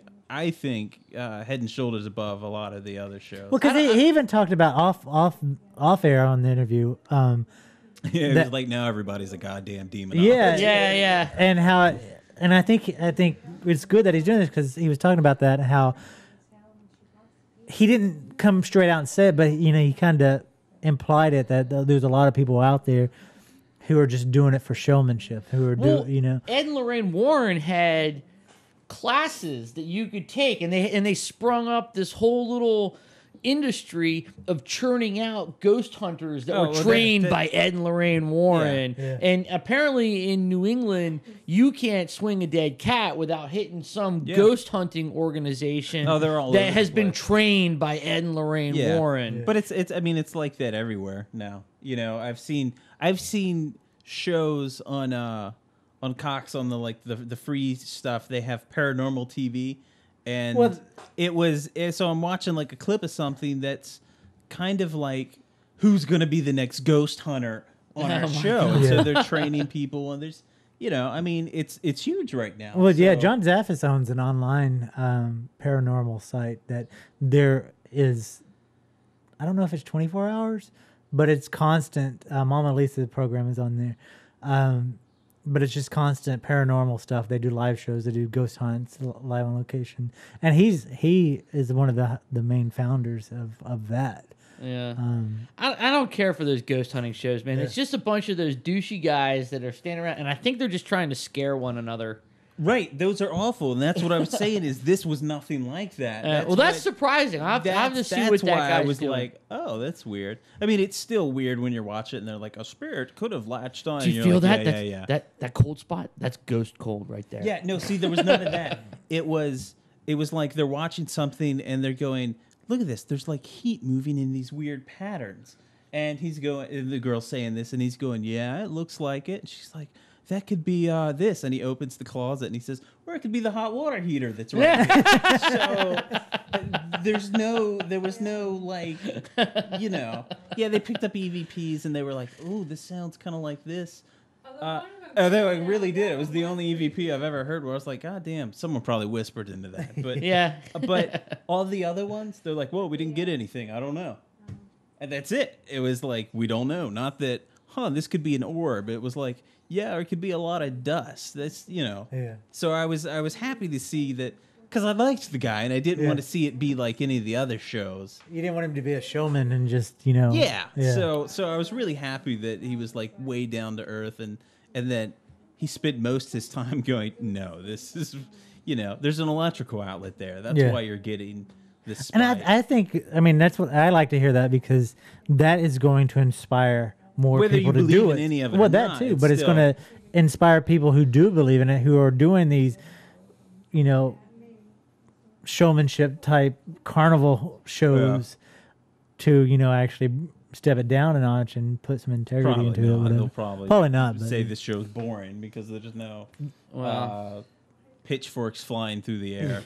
I've noticed in the other show, the few times I've watched it, whenever something flies through the air, there's 4 guys and only 3 are on camera. So I don't know. He's like, where's I'm not the other saying guy? anything. I'm just, well, bro, something tore my tribal pattern shirt that has a fleur de lis in the middle of it and an eagle and a skull, and I hate those shirts. Yeah, it sucks. Whoa, dude, you tore my Ed Hardy shirt. Yeah, that's exactly it. My tap-out gear is ruined. Yeah, that's pretty much what it is. No ghost touches mine. Anyway. But we've reached that time. It is now 9 o'clock. Already? And I haven't seen Paul in so long. I think we're just going to go make out and... Paint up your lips, son. Hell yeah. See that? Full circle. Yeah. Excellent. Well, thanks for hanging out with us, 3D Movie Man, and everybody else who tuned in. Don't forget to tune in every Thursday night at 8 p.m. on Zombie Popcorn Netcast for This Non-Religious Life with host Bob and Ken.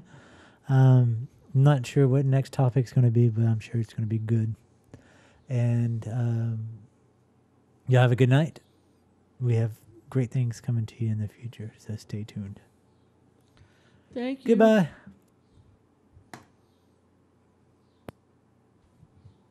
Can you unmute that real quick so I can...